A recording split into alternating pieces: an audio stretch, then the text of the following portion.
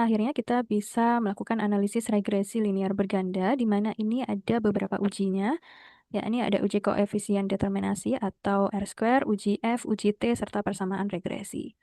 Nah, yang pertama kita lakukan adalah melakukan regresi kembali. Kita regression, linear, kemudian variabelnya tetap ya.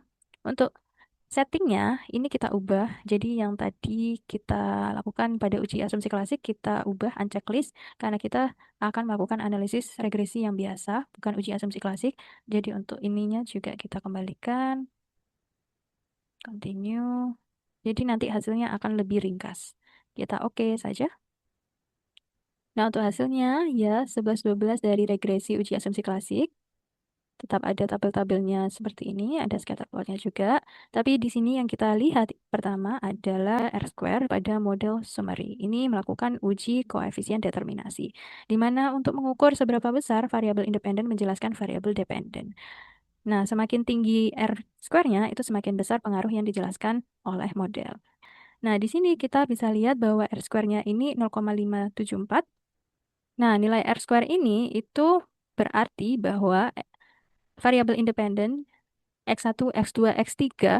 Nah, di sini itu menunjukkan bahwa variabel independen X1, X2, X3 dari store atmosfer, promosi kualitas pelayanan itu menjelaskan sebesar 0,574 atau 57,4% variasi Y atau variabel dependen Y. Sedangkan sisanya, yakni sebesar 42,6%, itu dipengaruhi oleh faktor-faktor lain di luar model penelitian ini.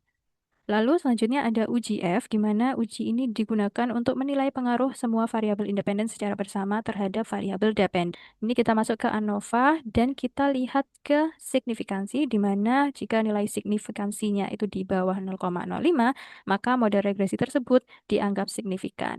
Jadi kita lihat di sini untuk model regresinya, signifikansinya 0,00, di mana ini di bawah 0,05, sehingga bisa diartikan bahwa model ini itu signifikan dan layak untuk digunakan.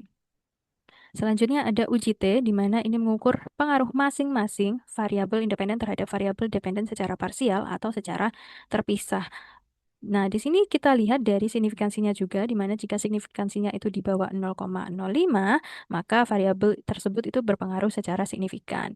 Di sini ada variabel independen X1, X2, X3. Kita lihat dari signifikansinya. Untuk X1, signifikansinya adalah 0,629, di mana ini di atas 0,05. Jadi, untuk variabel X1 ini kurang berpengaruh atau tidak berpengaruh signifikan parsial terhadap variabel dependen. Selanjutnya untuk X2 sendiri ada 0,001, ini di bawah 0,05, maka variabel ini itu dianggap berpengaruh signifikan secara parsial kepada variabel Y. Selanjutnya ada X3, ini 0,023, di mana ini juga di bawah 0,05, dan dapat diartikan bahwa variabel ini juga memiliki pengaruh terhadap Y secara parsial.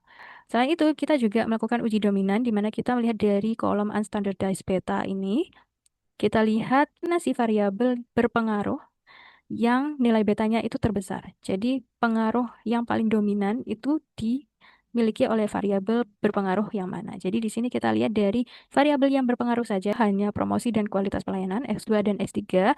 Kita lihat mana sih beta koefisien dari kedua ini yang paling besar, yakni X2 atau promosi sebesar 0,485. Jadi ini yang paling dominan berpengaruh secara parsial terhadap variabel dependen Y. Nah, selanjutnya ada juga persamaan regresi, di mana ini untuk menunjukkan arah dan besar pengaruh variabel independen terhadap dependen. Ini itu disusun dari konstanta dan koefisien variabel yang signifikan. Jadi, kita susun persamaan regresinya itu dengan melihat konstan di unstandardized betanya. Beta koefisien dari konstan ini berapa? 2,44, berarti kita susun saja Y sama dengan 2,44. Kemudian untuk variabel yang berpengaruh saja yang dimasukkan dalam persamaan ini jadi X2 dan X3 saja. Jadi kita masukkan beta koefisien X2 yakni 0,485 X2 dan 0,3 X3. Jadi untuk persamaan regresi lengkapnya yakni Y sama dengan 2,44 ditambah 0,485 X2 ditambah 0,300 X3. Nah, begitulah tadi cara untuk melakukan uji-uji seperti uji validitas, reliabilitas, asumsi klasik. Selain itu, kita juga sudah melakukan analisis regresi linear berganda dan untuk hasil-hasilnya sebagai berikut. Sekian dari saya, semoga video tutorial ini memberikan manfaat. Saya mohon maaf jika ada kesalahan dan saya mohon untuk kritik saran dan koreksinya di kolom komentar. Terima kasih sudah menonton. Wassalamualaikum warahmatullahi wabarakatuh.